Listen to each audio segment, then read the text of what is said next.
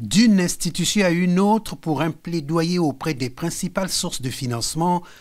Après le FMI mardi dernier, Anatole Kouliné-Makosso était mercredi au siège du groupe de la Banque mondiale où il a eu une séance de travail avec le vice-président exécutif et directeur général de cette institution, Hiroshi Matano.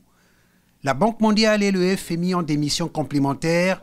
Si le Fonds monétaire veille à la stabilité du système monétaire international et apporte une assistance financière aux pays confrontés aux problèmes de balance de paiement, la Banque mondiale, elle, œuvre aux côtés des pays en développement pour réduire la pauvreté et accroître la prospérité partagée en fournissant des financements, des conseils stratégiques et une assistance technique au pouvoir public.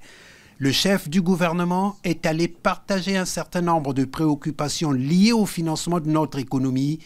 Il a fait l'éloge du PND qu'il a qualifié de plan ambitieux et pour lequel il a sollicité l'appui et l'accompagnement de la Banque mondiale. Le Fonds monétaire international avec lequel nous avons conclu le programme vient de dire que la première revue est favorable.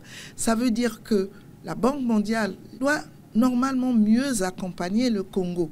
C'est-à-dire que les projets que nous avons dans notre plan national de développement doivent bénéficier de l'appui de la Banque mondiale, mais aujourd'hui aussi de l'appui de la SFI pour le secteur privé et du MIGA qui viendrait en garantie.